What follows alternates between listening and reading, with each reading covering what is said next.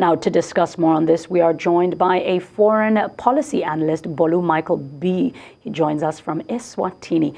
Bolu, always a pleasure to have you here. Now, China is opening its markets, its markets to African goods tariff-free. But is Africa prepared to seize the opportunity, or will this simply expose how weak our production and export capacity is? All right, thank you very much for having me. I believe that this policy benefits China more because whatever China needs from Africa, it's already duty free.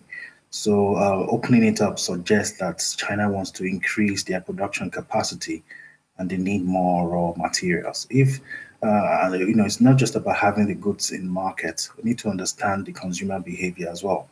China is a very conservative country, and the market is such that they've been indoctrinated to believe that whatever is not Chinese is not good enough. So they would approach foreign goods, with skepticism. There are places in China they've not even seen a black person. They've not even heard of some countries like Eswatini, and they will first of all try neighboring countries they're familiar with before any African goods.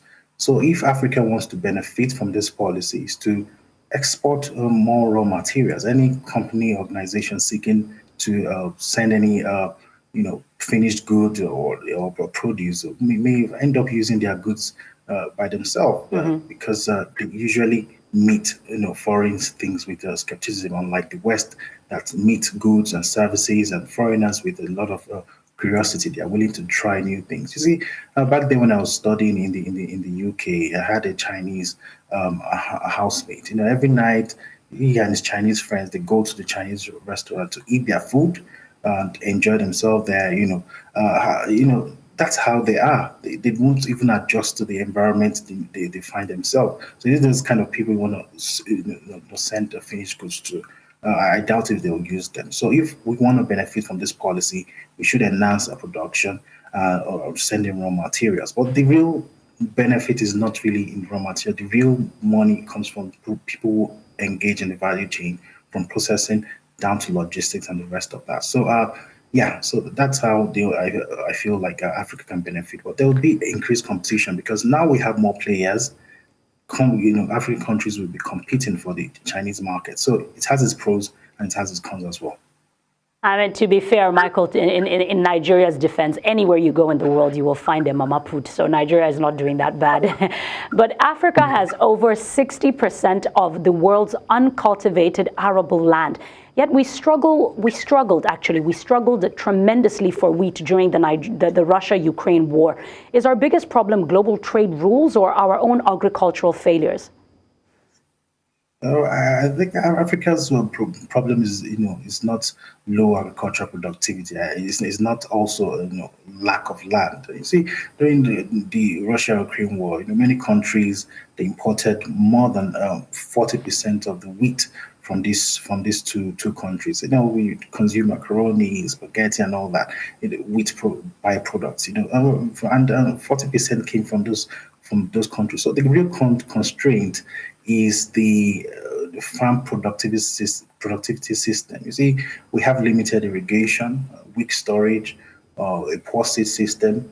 We also have minimal mechanization, which means that the farmers, they are producing less per hectare than the global averages. So these are challenges we face. So if we really want to meet the global demand, the demand of China specifically, we need to engage in large-scale agricultural productivity programs that is focused and driven by irrigation and improved seed system. And what I want to see at the continental level is for African governments and the African Development Bank to come together and fund irrigation for at least, let's say, 10 million additional hectares within the next 5 years, with the aim and goal of increasing the grain yields for every country that participates or region that participates in that program. I think if we focus our attention, that we might be able to not just meet China's demand, but the global market as well. Now, Michael, if we compare, if we do Russian roulette and we compare the United States and China, you could see that the United States is turning more on a protection kind of arrangement or defense, and China is expanding trade, access. Is Africa becoming the new area for a global economic power struggle? Well, I think it's always been, and I don't think this new policy will make the U.S. flinch in any way because, for over 40 years, we've been exporting raw materials, and US, we don't even have the capacity, to meet China's demand. And US, I believe they would also think that Africa would not be able to meet that big demand, because if we were able to, we'll have by now.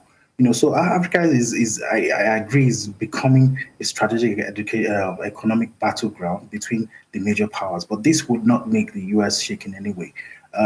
We understand that China is Africa's biggest trading partner, but it doesn't. China is seeking its own interest. We want China, want to deal with China more because, of course, they don't have a colonial history. And secondly, they have a much more stable political system compared to America, that has a Republican coming, they have a different ideology, they have the Democrats coming, they have a different type of ideology. So that kind of political stability does not encourage Africa to engage with the Western powers. However, the enemy is better than a friend that you don't really know very well. So it's a very nice situation for Africa. But if the US takes away the African Growth Opportunity Act, for example, it might hurt Africa, because the consumer behavior in the Western country, in the US, is they meet goods with an open heart and with curiosity. They have Latinos, the Hispanics are there, Africans are there, the blacks are there. It's very diverse. China is not that way.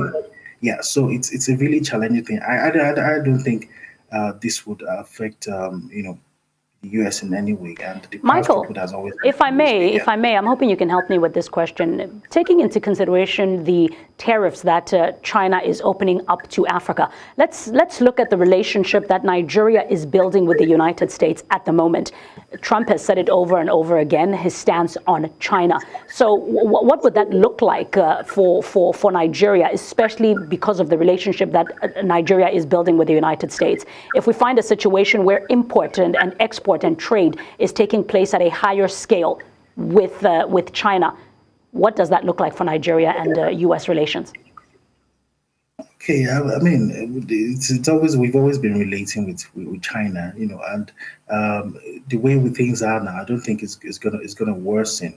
I think that they're used to countries looking elsewhere in areas where they fail. So it's not just Nigeria that will be affected, and there are other areas that we do collaborate. We might agree on some things, doesn't mean we don't agree on some other things. But trade is very central to the Trump administration.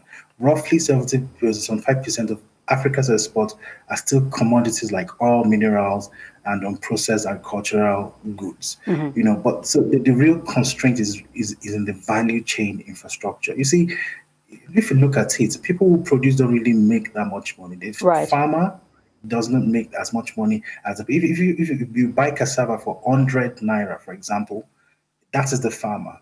The person that takes that raw cassava and turns it into gari or something else will make 1,000 naira more. So the real benefit is when we begin to process and we try to export our finished goods to countries that are open to our goods, as against providing raw material to countries like China. So it's left for us to sit down, and map out a strategy for Africa and take advantage of things like the Africa Growth Opportunity Act in order to be able to grow our continent. Thank you so much. Michael, thank you so much for your insights and your time on this matter. Now, still